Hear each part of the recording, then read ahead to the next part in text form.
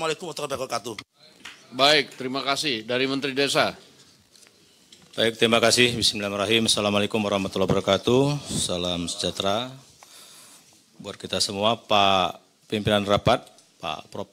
Dasko dan kawan-kawan, Pak Cucun dan Pak Saan, para Menteri, para Wakil Menteri, Ibu Ketua Komisi 4, Pak KSP, dan kawan-kawan, terutama dari Konsorsium Pemerawan Agraria, Ibu Dewi Kartika pernah diskusi sama saya panjang lebar di kantor.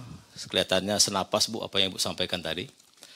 Jadi pimpinan kami sampaikan dari data kami, memang data bisa didapatkan Pak Agus ya, bahwa kalau data kami sekarang hampir 3.000 desa itu masuk dalam kawasan hutan. Artinya desanya kawasan hutan semua. Bayangkan ini Pak Dasko.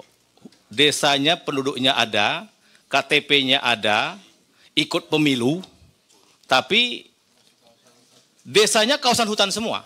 Diklaim kawasan hutan. Ya, ya begitu, kira-kira begitu. Contoh yang paling dekat ini dengan Jakarta, yaitu Desa Sukawangi.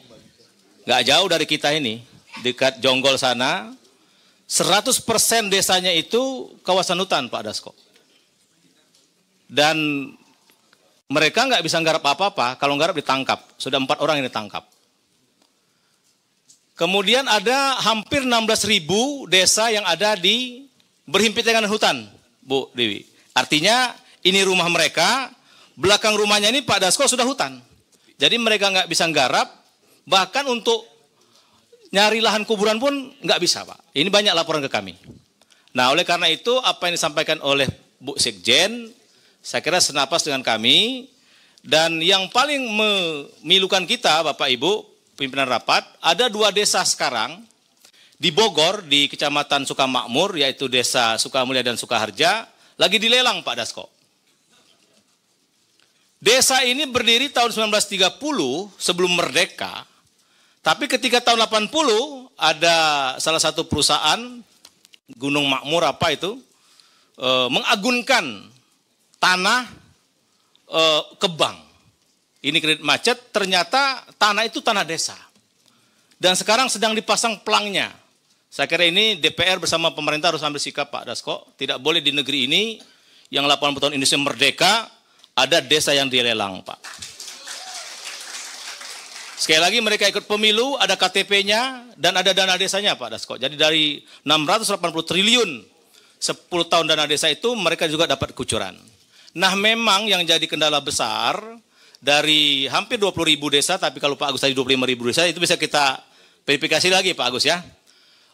Yang jadi hambatan sekarang, sebagian besar yang di kawasan hutan tadi menjadi desa tertinggal Pak Dasko. Kenapa? Listrik nggak bisa masuk. Karena PLN nggak berani masuk, karena itu kawasan hutan.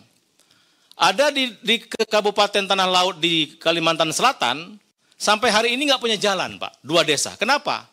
Dari jalan raya ke menuju desa itu, nah ini Pak, ini kawasan hutan, tidak boleh dibangun. APBD nggak berani masuk, tadi kata Pak Nusron takut dianggap korupsi. APBN juga nggak berani masuk. Nah, termasuk di Lampung tuh, di Pesawaran Pak, di PTPN 7, ada berapa desa sampai sekarang tidak punya jalan desa. Kenapa? Masuk kawasan PTPN. APBD nggak bisa masuk, APBN nggak bisa masuk. Itu di Lampung, di Pesawaran. Ya.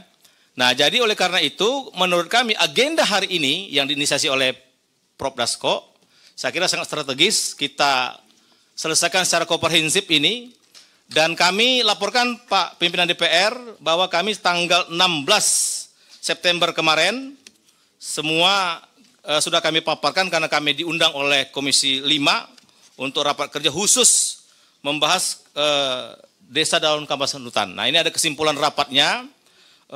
Kesimpulan rapatnya itu sepakat Komisi 5 dan Kementerian Desa itu untuk mengeluarkan semua desa yang dalam kawasan hutan itu dikeluarkan dari kawasan hutan Pak. Karena mereka tidak bisa bersertifikat. Contoh saya pernah ke desa Tepian Langsat 8 jam dari Samarinda, saya nginap di situ.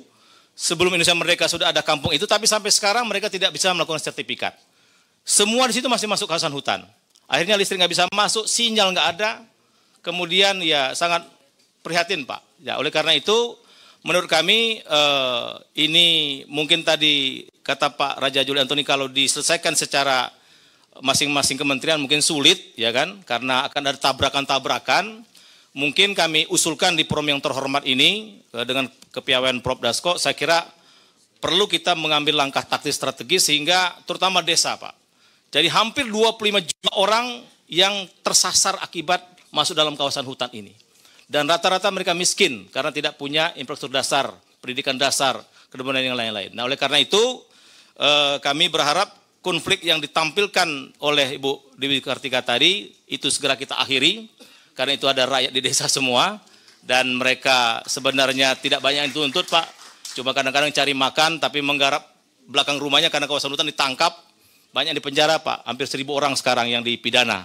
Nah oleh karena itu sekali lagi kami sudah rapat dengan Komisi 5, kesimpulan saya sudah jelas, mudah-mudahan ini bisa ditindaklanjuti oleh pimpinan DPR dan tentu oleh pemerintah, sehingga nanti akan ada payung hukum, ada produk hukum yang bisa menyelesaikan semua persoalan tentang desa dalam kawasan hutan.